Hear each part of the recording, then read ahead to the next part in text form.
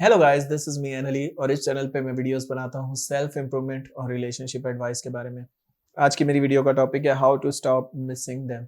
कैसे उनको मिस करना बंद कर दें। आप अंदर से दुआएं मांगते हैं कि काश मैं उनको मिस ना करूं, मैं पहले जैसा होना चाहता हूँ, कितनी अच्छी लाइफ हुआ करती थी, मेरे दिल में पेन नहीं होता था, मैं डिप्रेशन में नहीं जाता था। क्योंकि छोटी छोटी चीज़ें जो है वो आपको ट्रिगर कर देती हैं। ठीक है, कभी कभी ऐसा भी होता है कि आपने किसी कपल को देखा आ, किसी रेस्टोरेंट में और आपको अपनी याद आ गई और आप दोबारा से उनको मिस करने लग गए। तो छोटी छोटी चीज़ें ट्रिगर करती हैं। इसीलिए मैं इस टॉपिक पे बात करना चाहता हूँ कि कैसे आप अपने दिमाग को शांत या सुकून में ला सकते हैं और आप पहले जैसे हो सकते हैं, आप उनको मिस ना करें। इस टॉपिक पे बात करने से पहले कहूँगा, प्लीज़ सब्सक्राइब कर दो मेरे चैनल को ताकि आने वाली हर एक वीडियो आपकी हेल्प कर सके। और अगर आपके क्वेश्चंस हो आप पूछ सकते हैं, इंस्टाग्राम पे लिंक जो है वो डिस्क्रिप्शन में। So how to stop missing them. सबसे पहले तो थोड़ी इसकी साइंस को समझते हैं। जब हमारा ब्रेकअप होता है, अकॉर्डिंग टू साइंस हमारी बॉडी पे भी असर होता है। ठीक है, बायोलॉजिकली बता रहा हूँ, इसलिए आपको ये पेन फील होता है। ये सिर्फ ऐसे खत्म नहीं हो सकता कि आप खुद पे कंट्रोल कर ले और खत्म हो जाएगा। बिल्कुल, इसे कहते हैं सेपरेशन एंग्जाइटी। तो एंग्जाइटी भी फील होती है, बायोलॉजिकल न्यूरो केमिस्ट्री के तहत बता रहा हूँ कि ये आपके ऊपर असर करती है, साइकोलॉजिकली बायोलॉजिकली। सो इसको ख़त्म कैसे करना है? इसको ख़त्म इस तरह से करना है कि फिज़िकली आप इस तरह ख़त्म करेंगे ऑफ कोर्स कि आप कोई एक्सरसाइज़ करेंगे, आप कोई भी ऐसी एक्सरसाइज़ करेंगे जिससे ब ब्लड फ्लो बढ़े आपकी बॉडी के अंदर, ताकि आपकी बॉडी जो है वो रिलैक्स हो। ठीक है? और मेंटली आप इस तरह से करेंगे कि आप मेडिटेशन करेंगे या राइटिंग करेंगे या इस तरह की एक्सरसाइजेस जिससे आपका फोकस दरकार हो। ठीक है, जब आप फोकस करेंगे किसी और चीज़ पे, शुरू में शायद आपको थोड़ी ज़्यादा एफर्ट लगानी पड़ेगी क्योंकि आपका माइंड जो है वो बार बार उन्हीं थॉट्स की तरफ जाएगा रिपेटिटिवली। लेकिन शुरू में आपको एफर्ट लगानी पड़ेगी, लेकिन बाद में आप, क्योंकि इंसान का माइंड अल्लाह ताला ने इस तरह बनाया कि हम सब कुछ सीख जाते हैं अगर हम उस पे एफर्ट करें। तो थोड़ी देर बाद, कुछ दिनों बाद आपको जब आप कोई नई चीज़ सीखना स्टार्ट करेंगे, फॉर एग्जांपल गिटार सीख रहे हैं या राइटिंग सीख रहे हैं या कुछ भी कोई नया स्किल सीख रहे हैं, तो आपको एफर्ट करनी पड़ेगी, पर कुछ टाइम बाद वो ठीक हो जाएगा।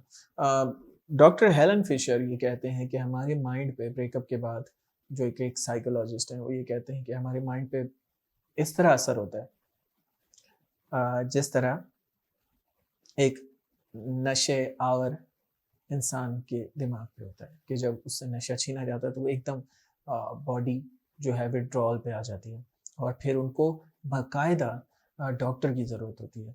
और इसी तरह जब आपका आपका ब्रेकअप होता है तो आपको भी बाकायदा एक मेंटोर की ज़रूरत होती है या किसी ऐसे इंसान की जो ट्रूली आपके इमोशंस को समझ सके।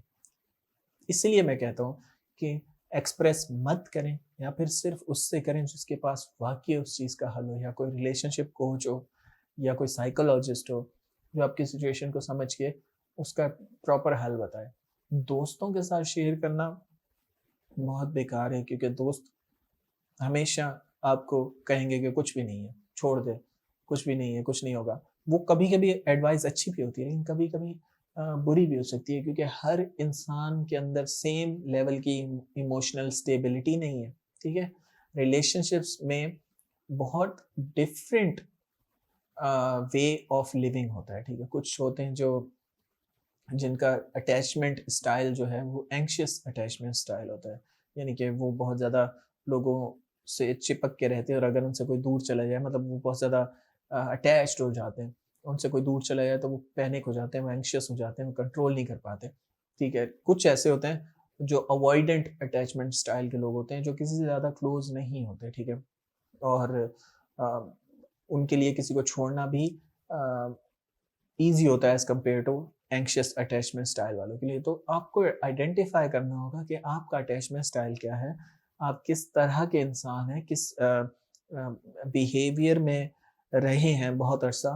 किस सिचुएशन में, किस एनवायरनमेंट में आप पले-बढ़े हैं? इसलिए जब आप साइकोलॉजिस्ट के पास जाते हो, तो आपसे वो क्वेश्चन्स भी करता है जो आपको शायद अनरिलेटेड लग रहे होते हैं। आपको लगता है कि ये मेरे बचपन के बारे में क्यों पूछ रहा है? या मेरे माँ-बाप से बिहेवियर के बारे में क्यों पूछ रहा है? वो इसलिए पूछ रहा होता है क्योंकि वो आपकी पूरी पर्सनैलिटी को असेस करना चाहता है। वो समझना चाहता है कि बचपन से आपका थॉट पैटर्न कैसा है, आपकी बिहेवियर कैसा है, आपके जीने का अंदाज़ कैसा है, ताकि उसी हिसाब से फिर आपको ट्रीट किया जाए। वरना अगर सबको एक जैसी दवाई देनी होती, तो वो तो दे सकते हैं, वो ये सबको एक जैसा मशवरा दे देते, लेकिन नहीं।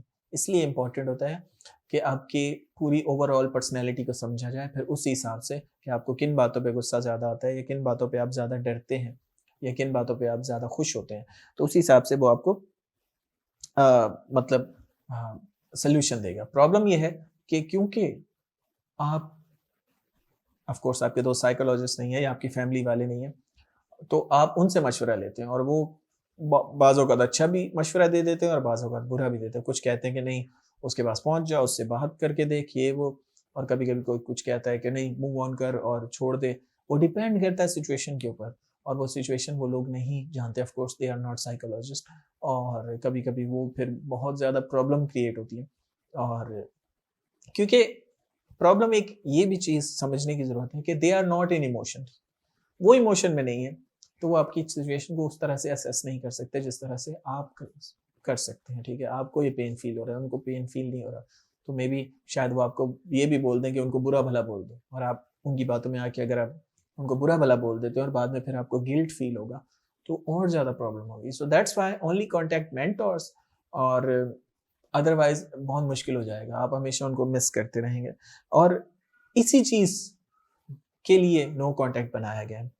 एक एक पुराना शेर था कि एक पुराना शेर था जिसकी लाइन मुझे अभी याद आ रही है कि जितनी उम्मीद कम थी, उतना इश्क बढ़ गया। सो जितनी उम्मीद कम होती है, उतनी चाहत बढ़ जाती है किसी चीज़ की, यू नो?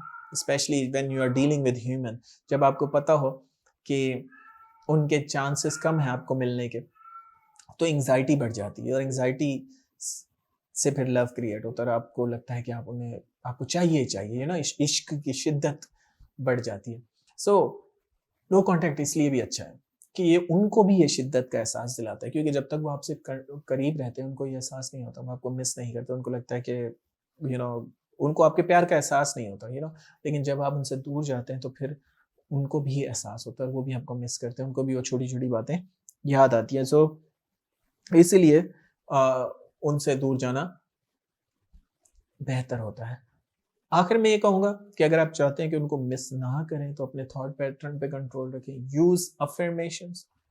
अफ़र्मेशंस यानी कि आप लाउडली प्रेज़ेंट सेंटेंस में अपनी अचीवमेंट्स या अपनी हैप्पीनेस के बारे में खुद से बात करेंगे। अफ़र्मेशंस इसे कहते हैं, अगर सिंपल वर्ड्स में समझाना चाहूँ।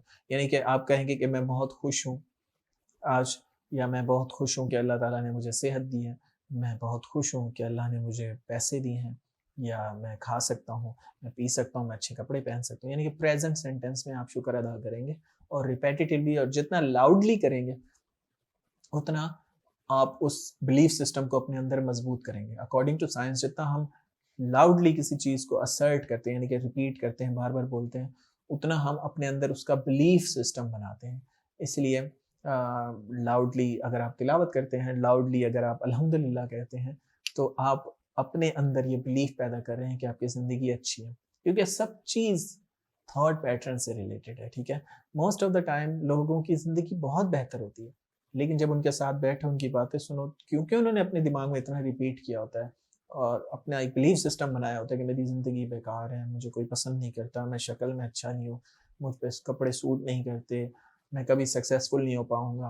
वो सारे फ़ियर्स अपने दिमाग में रिपीट कर कर के अपना पक्का नेगेटिव बिलीफ बना देते हैं। तो इसलिए उस नेगेटिव बिलीफ को पैटर्न को तोड़ने की ज़रूरत है, और वो आप लाउडली खुद से कहें। सुबह उठें और अफ़र्मेशंस कहें खुद से 5-10 मिनट, ताकि आप खुद के बारे में अच्छा फ़ील हो। So that's it for today. I hope आपको समझ आ रही होगी। अगर आप चाहते हैं कि किसी को आप मिस ना करें, तो इन चीज़ों पे अमल करें, फ़ोकस्ड करें न्यू चीज़ों के ऊपर, ताकि आप ज़िंदगी को बेहतर बना सकें। So that's it for today. Thanks for watching guys. You have a good day.